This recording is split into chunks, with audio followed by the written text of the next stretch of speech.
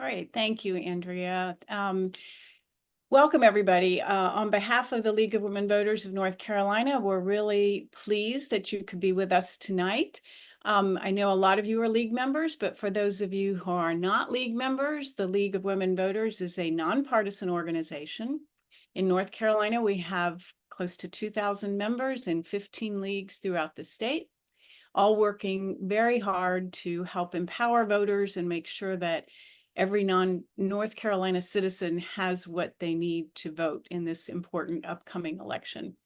So we are really pleased that you are joining our training session this evening. The County Board of Elections Monitoring Program is a really important project that helps us to promote transparency and integrity in our election process and reassure North Carolina citizens that our elections are well run. A special thank you to those of you who are already Board of Elections monitors. I know that there are a lot of you already here who have been doing this important work, and we really appreciate all of the work that you do. You send your reports to the state organization religiously, and it's incredibly valuable. So we really want to thank you for that important work and hope that you are also finding it rewarding. And lastly, I'll just say, if you are not a member of the League of Women Voters, we would like you to join us in all of our important work. And you can do that by going to the League of Women Voters, LWVNC.org website, and join us in our work. And with that, I will turn it over to Marian Lewin, our Vice President. Hi, everybody. Welcome to our first training session for the 2024 LWVNC County Board of Elections Monitoring Program. My name is Marian Lewin, and I'm the Vice President of the League of Women Voters of North Carolina. A bit of background. I've worked in North Carolina elections since 1996, when I first served as an election official for the Wake County.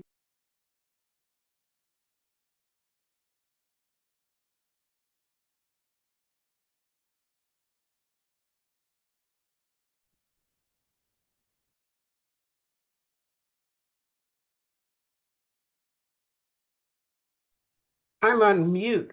So did anybody hear that?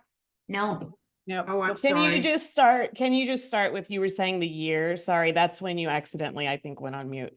Okay. Until 2018, I held various roles: judge, chief judge, election day coordinator, and early voting site supervisor. Tonight, we will discuss how elections are run in North Carolina and your role as a monitor. Please stay on mute and put your questions in the chat. We have a team of experienced monitors who will be compiling those questions. If we don't get to your question, please let me know. If you have any questions after this session, please feel free to email me at lewin@lwvnc.org, and we are putting that in the chat. This presentation is being recorded and will be available on our website, lwvnc.org. And I will be sharing the slides with everyone who registered. Okay, slide 2. Many of us are new to thinking about how elections work. As voters, we're familiar with voting, but we don't often think about what happens after you cast your ballot.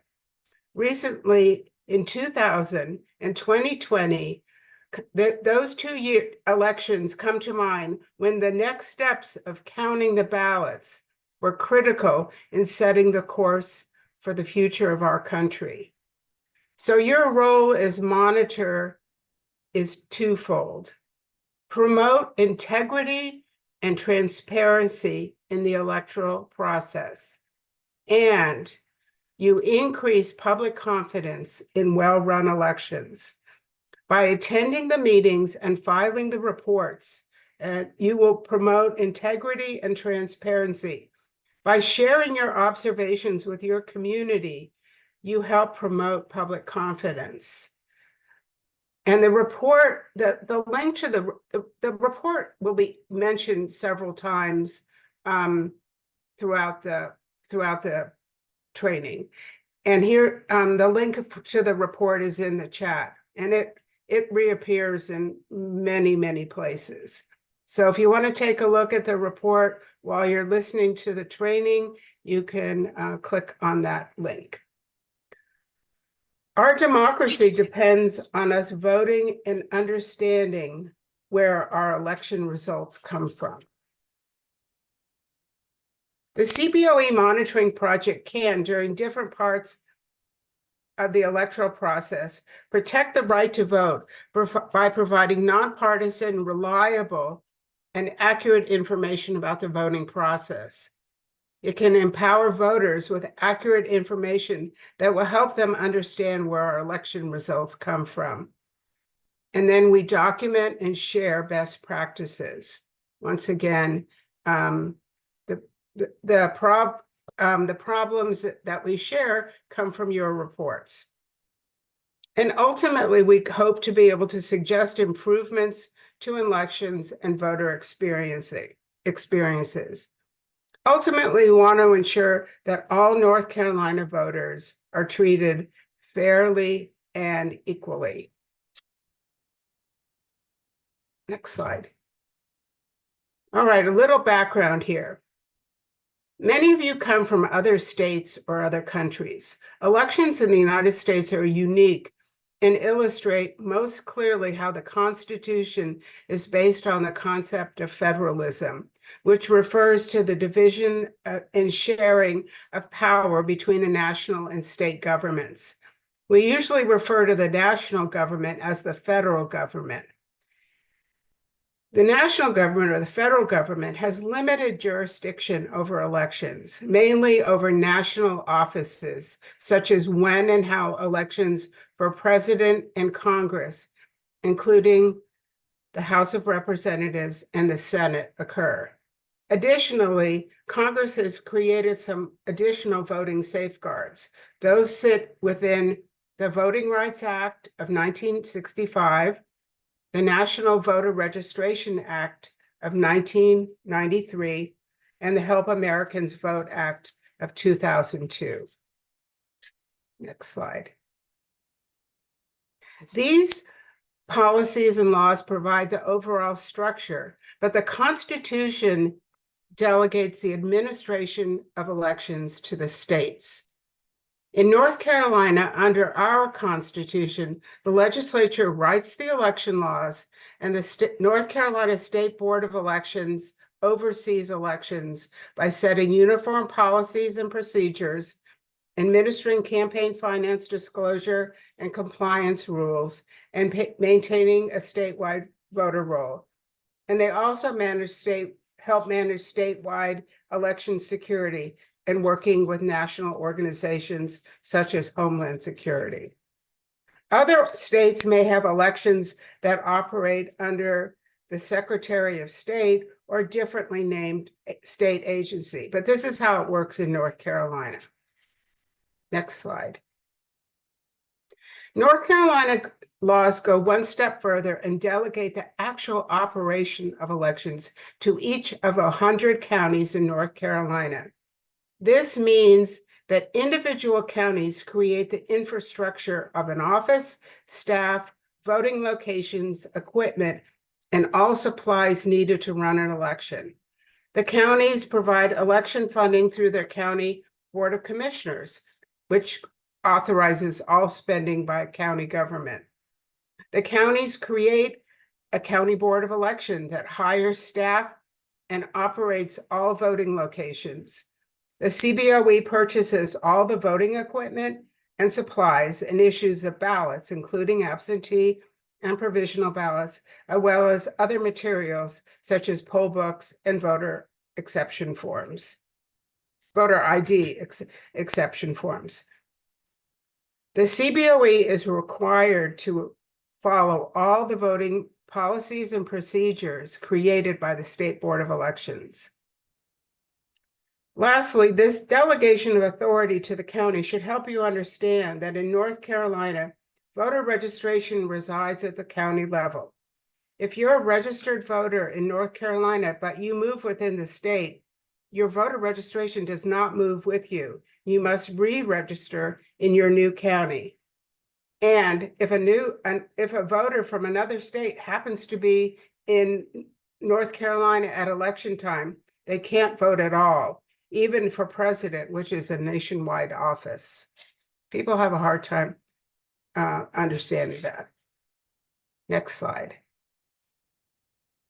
Let's review how elections are funded in North Carolina, because this is going to be important.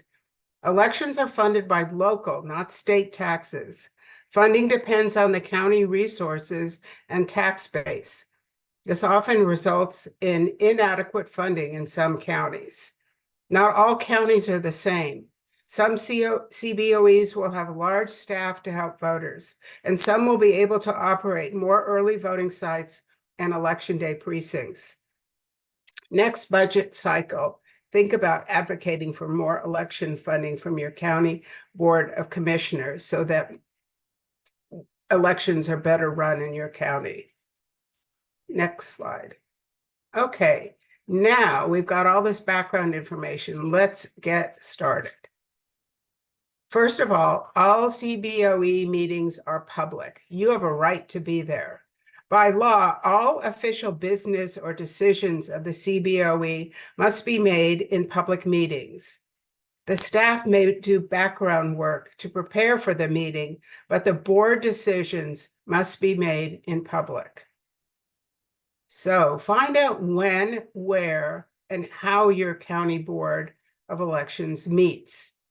Check your CBOE website to see if they post a calendar of meetings. Most often they don't. So you'll have to call to learn about their schedule. Some counties only have in-person meetings, and some provide options for remote access. Learn the names and party affiliation of the board members. This is critical. Occasionally that information is posted on their website, but usually you'll just have to figure it out at the meetings. Occasionally, knowing the party affiliation of board members can help you understand the driving forces behind some of the decisions and discussions that occur. Learn the roles and title of staff members. Staff members attend the meetings and sometimes they run them. Knowing their names and functions can help you if you need to contact them for assistance later on. Next slide. Some of the agenda is routine, like approving minutes from the last meeting or updating statistics on voter registration and things like that. But the real work of the board is what you're listening to. How does a board come to a decision? Often there's an interesting discussion between the political or partisan representatives of the board and the administrative and legal input from the staff. First of all, are decisions made in the best interest of the voter, or are other factors raised in the discussion? Is there general agreement, or do members frequently debate decisions? General agreement can result in a unanimous vote, but any disagreements can give you insights into how they come to a decision. And making careful note of that in your report is very helpful. How well do the board members understand the State Board of Election rules? What are they confused about? When board members are unclear on policies and procedures, this may result in variations across counties. Our objective is to have the voting experience be the same for every voter in North Carolina, and confusion can interfere with that. Does the board consistently apply State Board of Election rules? You may see differences from meeting to meeting. Be sure to include those observations in your report. And then, are there any other issues that come up? Next slide.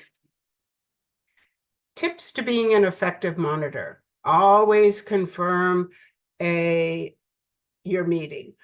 Effective means that you're having a good learning experience and will be able to help your community understand the election process. The importance of confirming a scheduled meeting is that the meetings are sometimes rescheduled or canceled with very little notice, and your time is valuable, and we hope that you will continue doing it week to week or month to month.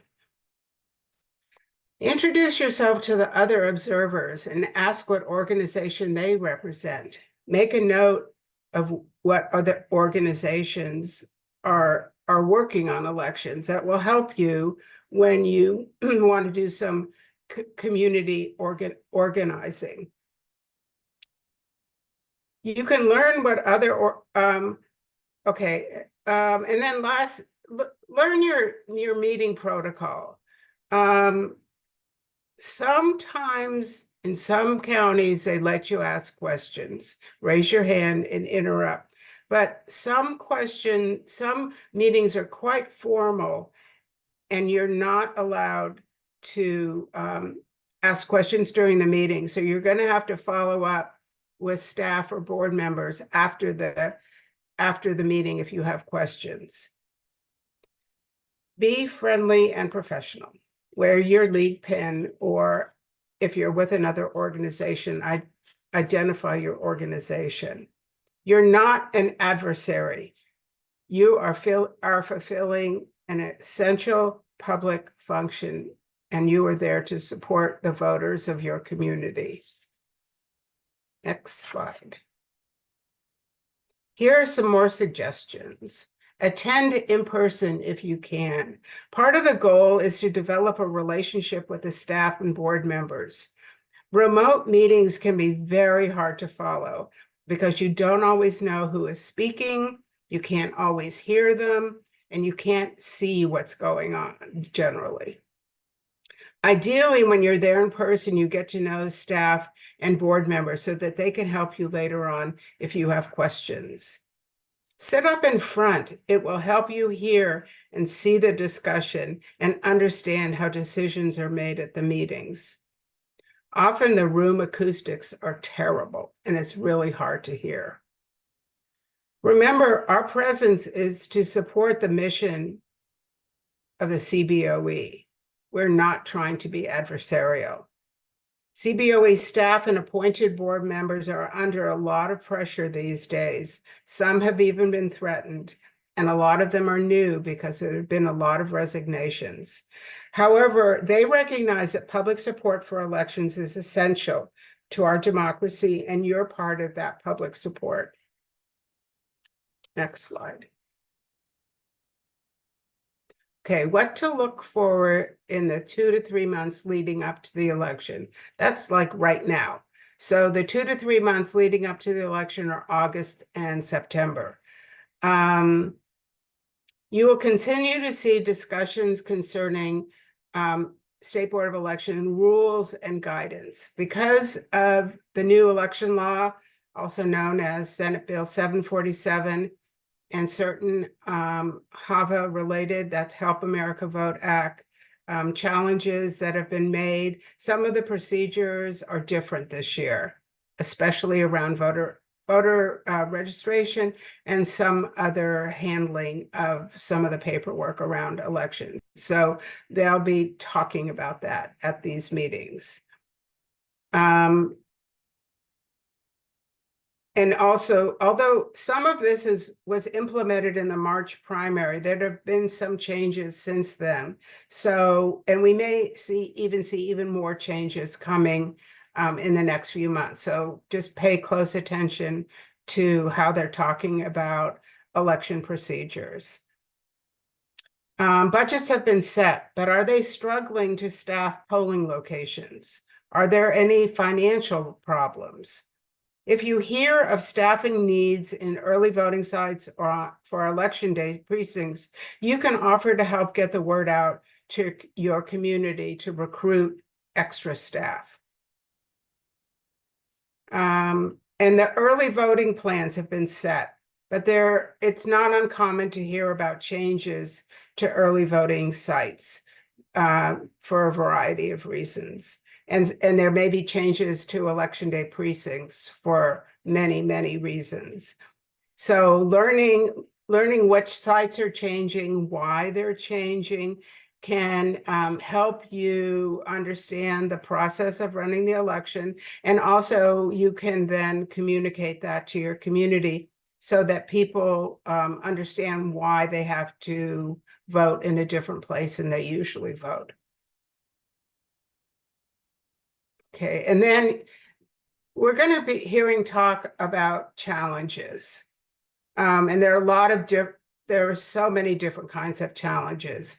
In the next few weeks, you might hear candidate challenges. These are questions of eligibility about a candidate. You might hear those. It's very complicated, very hard to understand, but the best you can do is just take very good notes and try and figure out what's going on. Okay, next slide. All right, here's the important stuff. 5 weeks leading up to the election, starting on October 1st. By statute, the absentee ballot review meetings start on October 1st, 5 weeks before the election. And these are when the critical first votes are counted, and they will meet every week up until the election. Each absentee ballot received at the CBOE will be reviewed. Sometimes the staff will do this before the meeting. The board members will vote on whether to approve, deny, or send back to the voter for more information. It's important to keep track, not keep track so much as understand the process, what ballots are approved, and in particular, what ballots are denied or returned to the voter. Approved ballots may be scanned through the tabulator and stored after the polls close on election day at 7:30 p.m. Early voting ballots, which start on October 17th, will be handled in exactly the same way, but you won't see that during the meeting. You will see how they scan and store the absentee ballots. So describe the discussion and decision-making in your report. It's pretty important to know which ballots are being denied or returned to the voter. There will be discussion on ID exception forms. These forms caused a lot of discussion in March and have been changed for November. They're different. Pay close attention to the process of approval or return to the voter.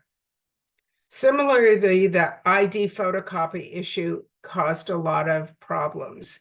If voters are having particular problems submitting copies of their IDs, you can communicate to your community the problems you observe, and maybe in the future, the voters will not have the same trouble. In particular, what components are problematic for the board? Is the voter's sincerity or truth being challenged? That's particularly important on the ID exception forms. Okay, once again, you're going to start seeing you may start seeing challenges. Challenges are very complicated. They can be voter registration challenges or challenges to the ballots themselves. Absentee, early voting, and election day ballots could be challenged. Sometimes it's hard to follow the discussion or know who or what is being challenged. Include as much information as you can in your report. And lastly, report all discussion and recommendations that are made by the board when it comes to resolution of any of these challenges. Next slide. Canvass begins shortly after the polls close on election day, and the State Board of Election posts the first unofficial election results. We will do more detailed training about Canvas closer to the election, but these are the basic elements. The sample machine audit ensures that the tabulators accurately read and record the votes marked on the ballot. All absentee ballots must be evaluated, and these include any absentee ballots that arrive on election day before the close of the polls, and any military and overseas ballots that come in after the election. Each provisional ballot must be researched and then evaluated by the board. The discussion is often complicated, but it's super important.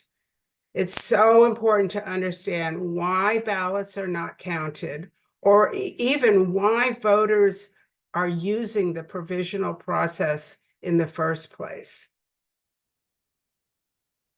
All election day ballots and authorization for, this is the reconciliation of in-person ballots. So all election day ballots and authorization to vote forms must be reconciled. That means matched before they can be approved. If there's any discrepancies or any missing documentation, that's when you're going to hear about it at Canvas.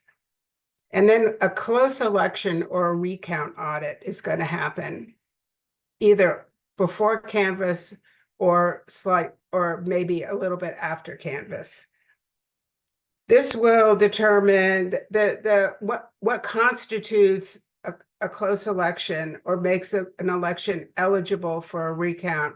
It varies according to the race that is being disputed, and it follows the thresholds set in law as to whether it's eligible for a recount.